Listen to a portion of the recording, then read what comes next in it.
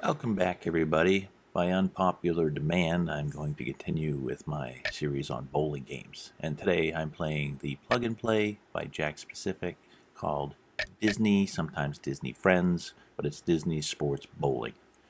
And as you can see in here, you get a little bit of instructions, which we're going to zip through because I'm going to kind of try and talk about them more because I don't think everything in here explains how the game's played. It's 90% of it, but there's a little bit extra. So let's start off, and I'm going to use Donald because he's my favorite, and a little later we'll go through all the characters. But see, at first, you get the setup of where you're going to bowl on the lane, so you move your bowling ball left to right, and you set that up. And then the next thing is you get the arrows up on the lane that goes back and forth where you're going to aim on the lane, and it goes back and forth, kind of fast, and you have to hit that target where you want to aim. And then the meter goes up and down, and of course the faster you want to throw the ball, the more you go into the top of the meter. Then, once you've sent the ball down the lane, you have a chance to add hook to it.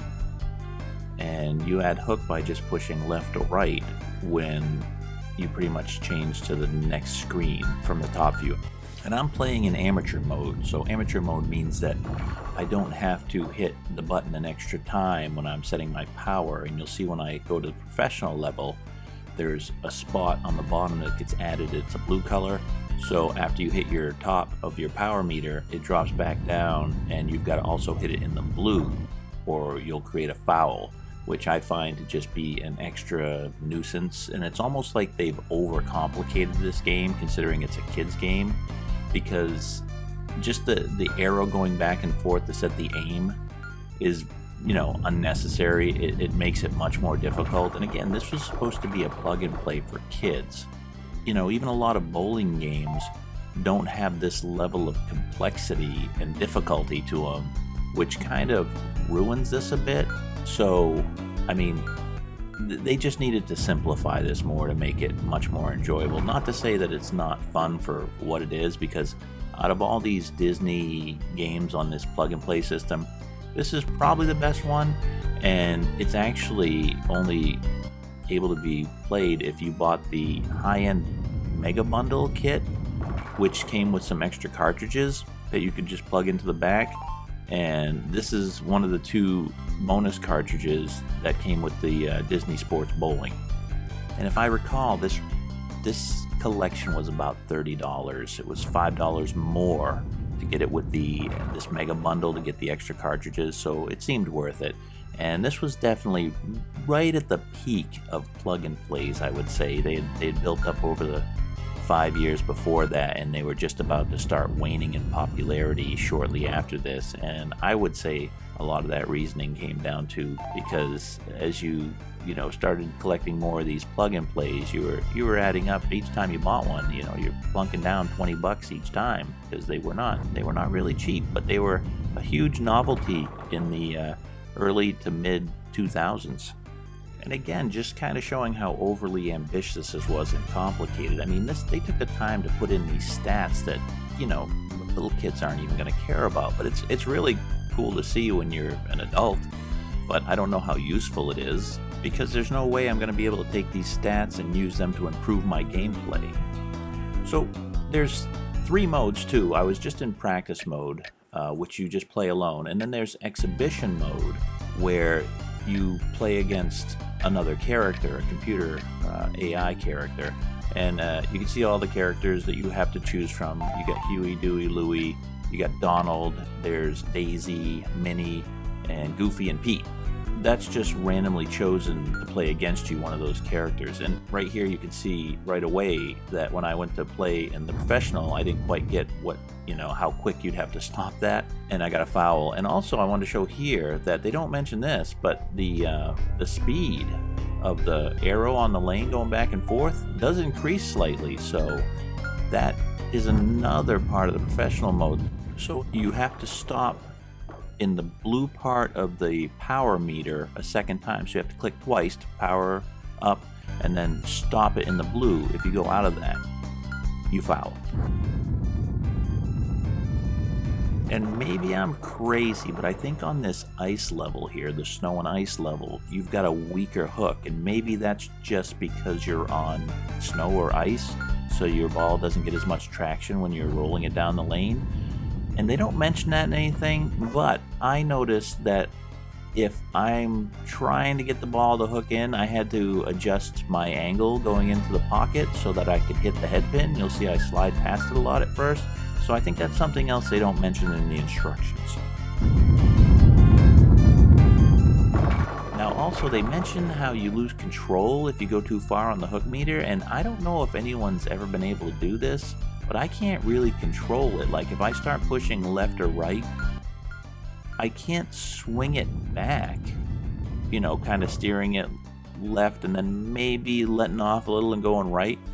So it's almost like if as soon as you start the hook, it's taken off. But I think what they mean by unable to control it is if it gets into the red, if you get it into the red, especially if you're throwing the ball slow, it's really going to take off and it's going to go off the lane. So if you're maintaining a high speed, I don't know if you ever really lose control of it, but that's the only thing I can imagine they mean in the instructions by saying don't let it go too far because you'll lose control of it.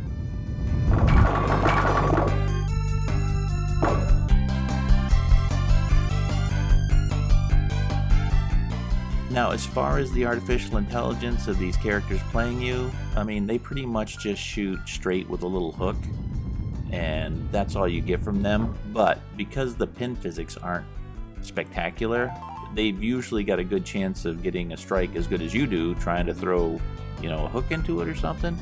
So some of these matches can get a little hairy if you have bad luck and they have very good luck. Now, speaking of good luck and bad luck, the one thing I wish they would have added was, while I like the reflection of your character in your bowling ball to let you know who you're using, I wish that if you had a open frame or if you got a strike, when you start your next ball, that image of the character would represent your last frame better.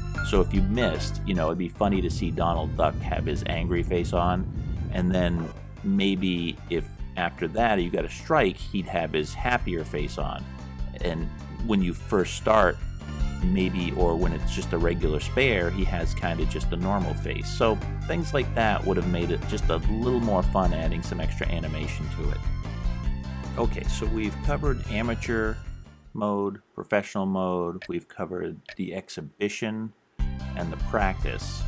So all that's left after that is to try out the tournament mode, which I'm going to show the whole round of my tournament mode for anyone that wants to hang on and watch the whole thing. I won't be talking much over that, but that's at the end. And I'm not going to play in professional mode because I find it's not that difficult to keep the ball or keep the marker in the blue to hit it an extra time, and it's kind of just unnecessary, and it just distracts from the fun of the gameplay. It doesn't really make it more difficult, it's just having to push a button one more time. So I'm just going to play tournament mode as an amateur. I'm going to stick with Donald because he's the most fun character. I wish he'd throw little fits once in a while or something when you missed. I wish they would have added a little more. Let's wrap this up. What do I think of this game? It's a plug and play game. You can't expect too much from it, but I'm gonna have to give it probably a 5, which it could have been a 6, it could have been a 7 if they would have uncomplicated it, made it just a little more user-friendly, and added a little more extra animation, and maybe a different song on each of the alleys, because the music, while not annoying, it's repetitive, and just a couple of extra tracks would have helped us go a long way. If you find one of these at a Goodwill or something for $5, it's gonna have those extra game keys, or you're not gonna be able to play the bowling game anyway, which is probably the best game out of all of them. I think the other game key has tennis on it, and if I recall, tennis wasn't too bad. But if you just find this out in the wild as the standalone game, you're not going to get the bowling game. You have to have the game key. So maybe someday, I know that people tend to create emulators for these, so I'm not sure if this one's created yet. If you're ever able to find it, it's worth giving it a go. but don't expect any amazing simulation here or anything as fun as the arcade experience you got with Neo Geo bowling. It's just not there. These games are really just made for, you know, kids to play. Or what we used to do is, this is one of those things, we'd load up a bunch of plug and plays and take them off to camp. So if it was a rainy day, you got something to do without having to bring like a PlayStation, a big, you know, some expensive system with you. So that's where I'll leave it. I give it a 5. I wish I could give it more, but they just overcomplicated it and didn't make it friendly enough for kids, or adults for that matter. So enjoy the rest of this gameplay. I'm going to go through, I think, 3 rounds of bowling, and you'll be able to see how wonky these physics are. Sometimes you'll see pins are still standing up, but if they slide or move a little bit, I guess you knocked them down. Other times you'll see pins going through pins, so it's really kind of quirky. I don't know how they program the physics or anything, but you know, it's not very realistic, and it's very hard to get strikes consistently. So thanks for watching, everybody. We'll see you next time. So long.